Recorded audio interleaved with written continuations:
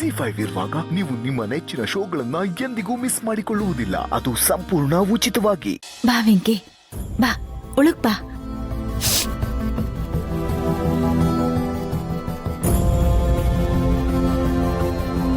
ಊಟ ಆಯ್ತಾ ನಿಂದು?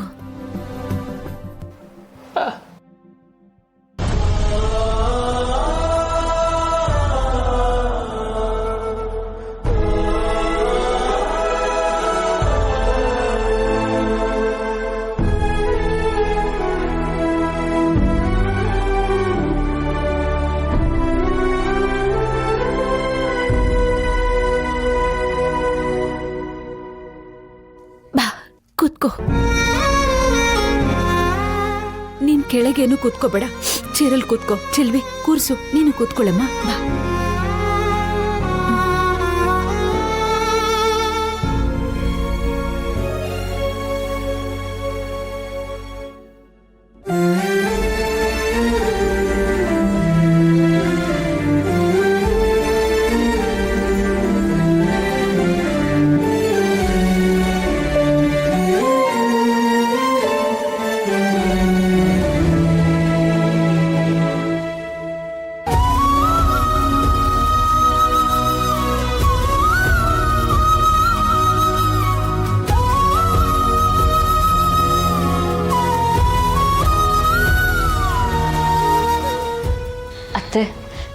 ಇವ್ರಿಗೆ ಯಾವಾಗಲೂ ನಿಮ್ಮ ಕೈ ತುದ್ದೇ ನೆನಪಾಗ್ತಿತ್ತು. ಈಗ ಅವ್ರಿಗೆ ಅಮೃತ ಕುಡ್ದಷ್ಟೇ ಖುಷಿಯಾಗಿರ್ತದೆ.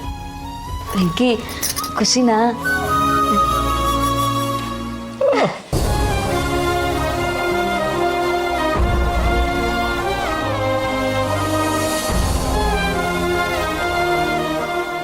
ಚೆಲ್ವಿ, ನೀನು ತಗೊಮ್ಮ. ತಗೋ.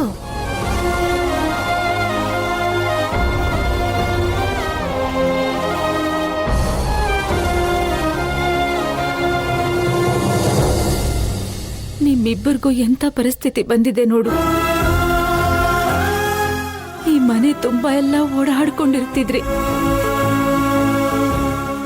ನಮ್ಮಿಂದ ದೂರ ಹೋಗ್ಬೇಕಾಯ್ತು.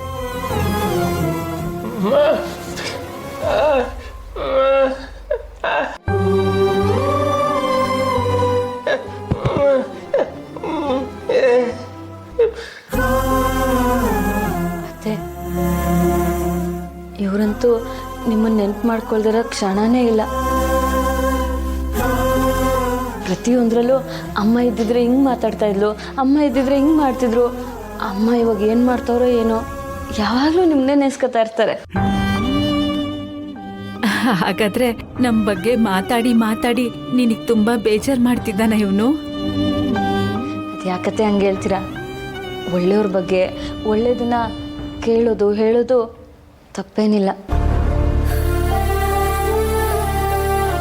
ನಿಮ್ಮ ಜೊತೆಲಿದ್ದು ನಿಮ್ಮ ಸೇವೆ ಮಾಡೋ ಅದೃಷ್ಟ ಅಂತೂ ನಂಗಿಲ್ಲ. ಇವ್ರ ಬಾಯಿಂದ ನಿಮ್ಮ ಬಗ್ಗೆ ಕೇಳ್ತೀನಲ್ಲ, ಅದೇ ನನ್ನ ಪುಣ್ಯ.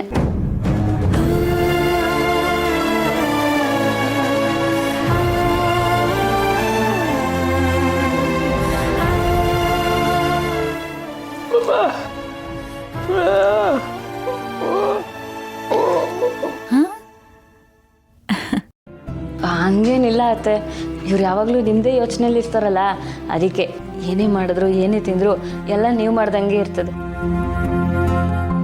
ನಿಮ್ಮ ಪಾದದ ಧೂಳ್ಗೂ ನನ್ನ ಸಮ ಇಲ್ಲ. ಹಾಗೆಲ್ಲ ಹೇಳ್ಬೇಡ ಚೆಲ್ವಿ.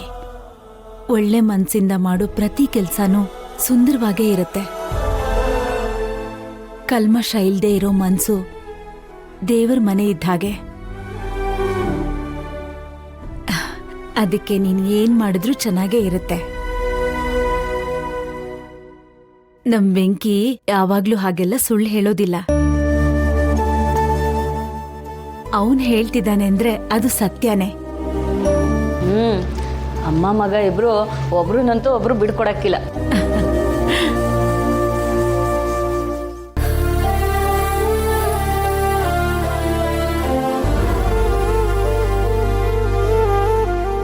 ಕೆಟ್ಟದ್ದು ಅನ್ನೋದು ಏನು ಅಂತ ಗೊತ್ತಿಲ್ಲದೆ ಇರೋ ವೆಂಕಿಗೆ ಯಾವ ತೊಂದ್ರೆನೂ ಕೊಡ್ಬೇಡಪ್ಪ.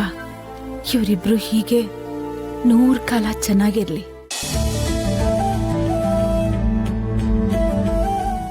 ಹಾಕಿ ಹೇಗೋ ಮನೆಗೆ ಬರೋದು ಬಂದ್ಬಿಟ್ಟಿದ್ಯೋ, ಇಲ್ಲೇ ಇದ್ಬಿಡ.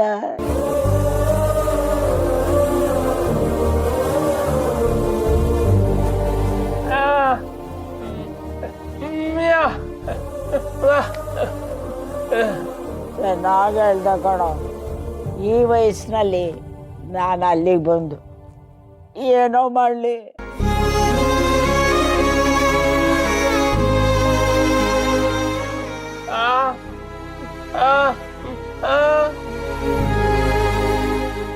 ನೀನು ಚೆನ್ನಾಗಿ ನೋಡ್ಕೊಳಲ್ಲ ಅಂತಲ್ಲ ಕಣೋ,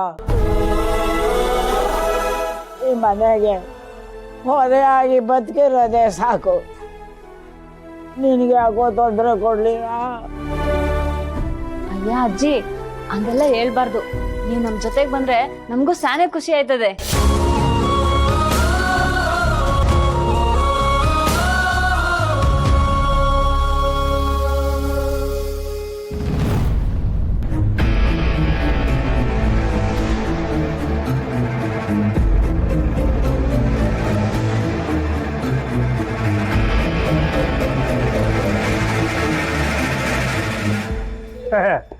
ಏನೋ ಜೋರಾಗಿ ಮಾತುಕತೆ ನಡೀತಿರೋ ಆಗಿದೆ. ಏನಜ್ಜಿ, ನಿನ್ನ ಮುಖದಲ್ಲಿ ಬೆಳದಿಂಗಳ ಕಳೆ ಬಂದಿದೆ. ಯಾಕೋ ನಾನು ನಗಬಾರ್ದಾ? ಹಾಗೆ ಯಾರು ಹೇಳಿದ್ದು? ನನ್ನ ಜೊತೆ ಯಾವತ್ತೂ ಖುಷಿಯಾಗಿಲ್ವಲ್ಲ. ನೀವಿಬ್ರು ಮಾತಾಡ್ತಾ ಇರಿ. ಬರ, ನಿನ್ ಜೊತೆ ಸ್ವಲ್ಪ ಮಾತಾಡ್ಬೇಕಪ್ಪ. ಬಾರ.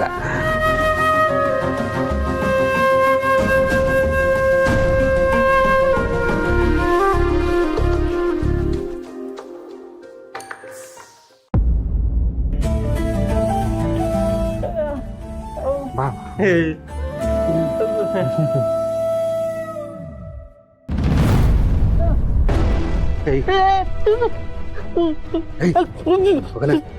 ಶುರು ಬಿಟ್ರೆ ಕುತ್ತಿಗೆ ಸಾಯಿಸ್ಬಿಡ್ತೀನಿ. ಈ ಮನೆಗೆ ಬರಬಾರ್ದು ಅಂತ ಹೇಳಿದ್ದೆ ತಾನೆ? ಯಾಕ ಬಂದಿದ್ಯಾ?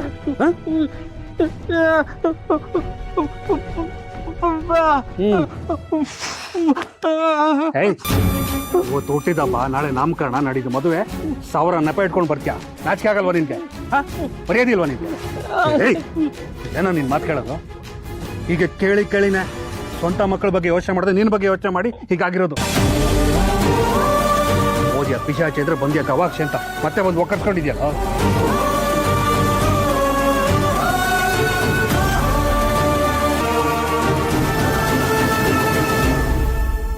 ZEE5 ಆಪ್ ಡೌನ್ಲೋಡ್ ಮಾಡಿ ಎಲ್ಲಾ ಸಂಚಿಕೆಗಳನ್ನು ಸಂಪೂರ್ಣ ಉಚಿತವಾಗಿ ನೋಡಿ.